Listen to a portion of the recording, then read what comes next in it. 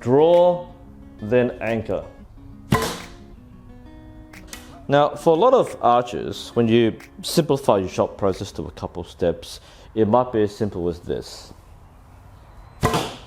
So, you draw to your anchor, you release, it works, until it doesn't. What I'm illustrating here is a common problem where archers of any style, whether it's beginners doing bare bow, Olympic style recurve, trad recurve, even Asiatic recurve, often people smush together the draw and anchor steps. So people understand that the anchor point is where you touch on your face, hence what's called the anchor. The draw step is when you pull the bow back. So people often do both together. You draw to your anchor and then you let go. Now of course you can hold for longer as you're meant to, so I'm just rushing a shot there for demonstration purposes. But if we go through a normal shot process, then it might be draw to anchor, hold, and then release. And just to illustrate this clearly, what I'm explaining is the notion of drawing straight to your anchor point, expanding, and then releasing. This is what people are often taught to do. Draw to anchor, expand, and release. And it's a very solid shot process. It works well for people. The problem is the draw step is often underdone because it's overridden by the anchor step. So when you mash these two things together, draw and anchor, the focus is almost entirely on the anchor because you're mentally thinking about where your hand will finish, not what your drawing arm is doing. The consequence of this is twofold. The first is you often don't know where your anchor is. And this is a huge problem for any person doing archery. Again, Olympic recurve, you might be a few millimeters off the clicker. For any other style of archery, you could be anywhere here. So you might touch a little short, you might touch a little further back, you might be a little high, a little low. How far back do you go? Now, everybody has their own unique favorite anchor point. Again, for some people, it's corner mouth, might be their cheek, might be their tooth. Whatever it is, it has to be repeatable. But once you've chosen it, how do you always get to it? When you're thinking about draw and anchor, you're not always thinking about where you're touching. But that leads to the second problem, and that is your draw arm alignment. When you're only focusing on your anchor point, then you're not paying attention to what this arm is doing. And that manifests in two different ways. The first is the bent wrist and bent arm. Now, in an extreme sense, this is a chicken wing where people shoot like this or like this. And from the front view, you'll see this motion, all right, with the arm sticking out. And from the back view, you'll see again, it's the arm sticking out. So you can draw to your anchor and you start bending your wrist and your elbow starts pointing sideways. That is undesirable because that will result in a lateral motion when you release. You can't avoid having a sideways motion when your arm's bent inwards and you release like that. That's unavoidable. But the second problem is tension, and back tension is probably the number one reason why your shots aren't on target or drift left and right and man the distance because you're not at your maximum back tension. And this can be attributed to whether you even drew to your back tension to begin with.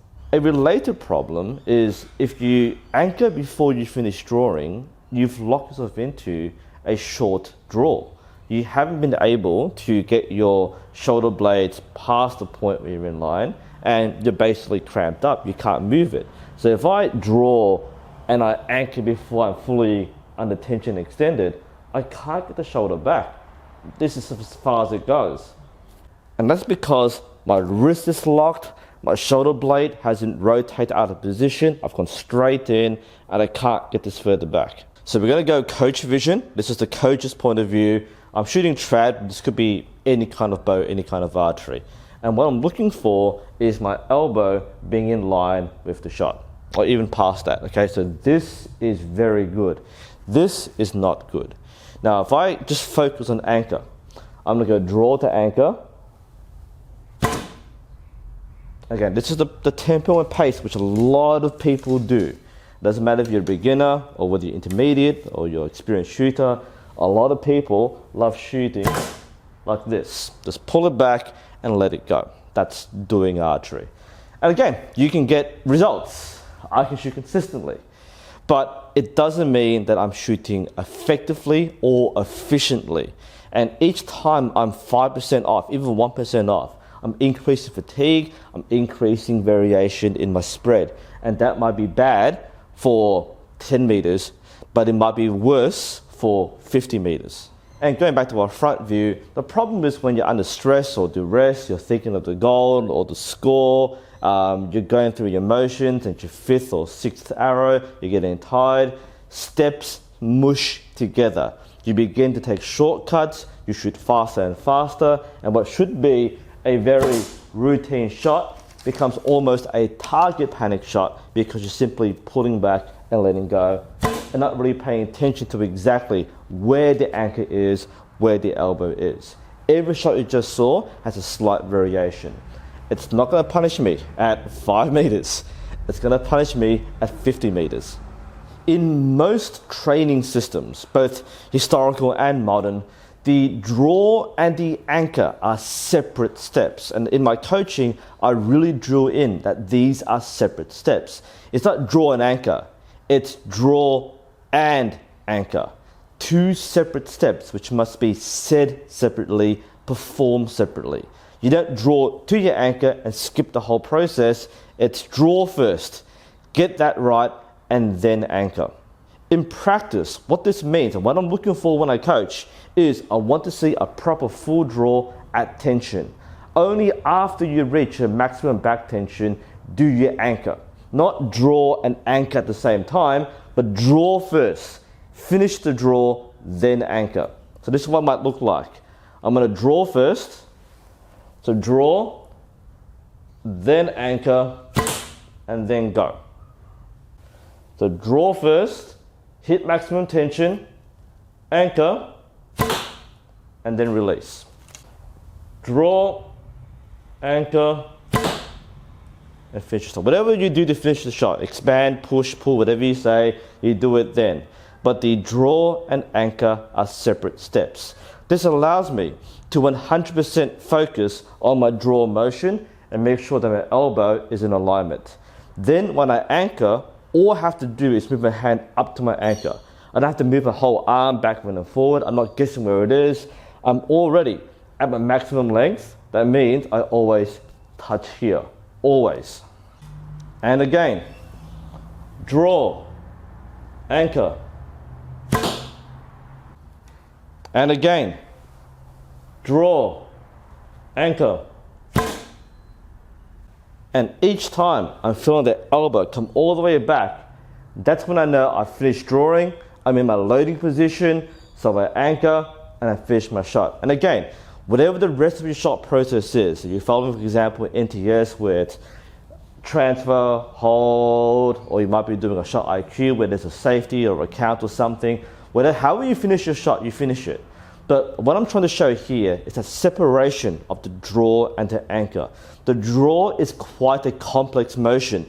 You have to focus on the right muscle groups. You can't think about your hand or your wrist, you're thinking about this.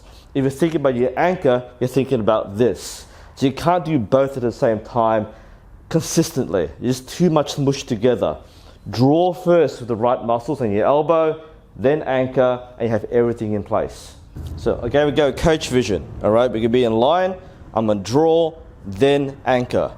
Draw, then anchor. So draw, then anchor. And again, draw, then anchor. And again, draw, then anchor. It helps to say it before you do it. Establish a tempo. Draw, then anchor. So draw, then anchor. Draw, then anchor. And all those shots felt much more controlled and consistent. Now it doesn't mean you can't attain consistency and straight alignment by having a straight draw and anchor. What I'm showing though is the need to slow things down. The faster you shoot, the less consistent it is. The more guesswork you're doing to see if you're in the right position, both your elbow alignment and your anchor point, before you're ready to shoot. And that sort of hastiness can breed target panic.